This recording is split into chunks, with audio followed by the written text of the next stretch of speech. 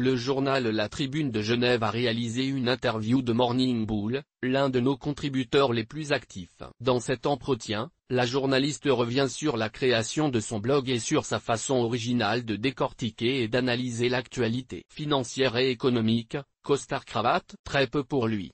Morning Bull, le blogueur boursier décoiffant de la place genevoise, alias Thomas Veillet, arrive en toute décontraction pour parler du succès de son blog, abrité par le site internet de la Tribune. Depuis un peu plus de 3 ans, ce conseiller financier genevois croque, chaque jour, le paysage boursier de son regard pétillant, drôle et plein d'ironie. L'état du marché américain et européen est dans sa ligne de mire, avec une mise au point serrée sur ses spécialités, l'or, le pétrole, les matières premières. Veston ouvert, la chemise tombant sur le jean, Thomas Veillet prend place dans ce café boulevard Georges Favon, à 2 pas de la banque où il travaille. Il est vitaminé, comme le jus d'orange qu'il vient de commander. Pressé aussi, mais surtout enthousiaste, à l'idée de raconter son blog. UBS lui ordonne d'arrêter tout à commencer simplement. Au début, je rédigeais chaque matin, pour moi, un résumé factuel des événements les plus marquants de la bourse, sous la forme d'une revue de presse. Puis je les partageais avec quelques amis, par mail. Au fur et à mesure, sa liste de distribution grossit, pour atteindre plusieurs centaines de contacts,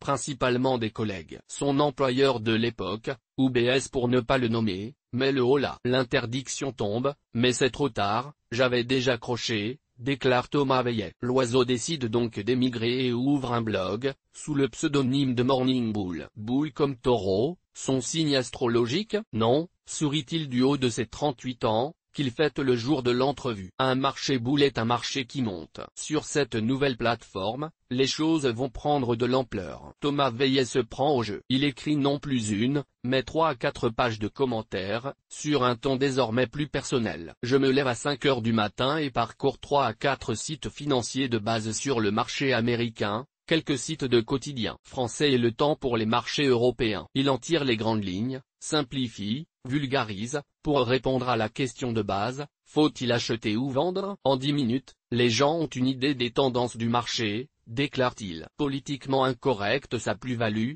c'est son humour désinvolte, qui contraste fortement avec le cadre formaté et politiquement correct du monde de la finance. Ses lecteurs sont toujours plus nombreux. Avec la crise, même des néophytes s'y intéressent. Le taureau agite les foules et rend accro. Mon pire cauchemar serait qu'il arrête. Je lis le Morning Bull même en vacances et je le recommande à mes clients, bien au-delà de la place financière genevoise, s'enthousiasme. Karine, une fan de la première heure. Cette sensation de manque est réciproque, je me lève de plus en plus tôt pour écrire et je traque le Wi-Fi en vacances, c'est limite. Maladif, avoue Thomas Veillet. Avec le temps, c'est devenu un prolongement de moi-même. D'ailleurs, il lui arrive d'être surnommé le Morning Bull. Le chroniqueur amuse, divertit, mais pas seulement, le contenu est exhaustif et très pro. On voit qu'il a de la bouteille, ajoute Rosario, trader en actions US. Je le conseille à mes stagiaires. Pour connaître ses fans, il avait lancé l'idée d'une Morning Bull Party. 300 personnes se sont annoncées. Celui qui ne manque pas une occasion de citer Coluche envisage alors d'organiser une soirée où il pourrait donner libre cours à ses ambitions d'acteur raté,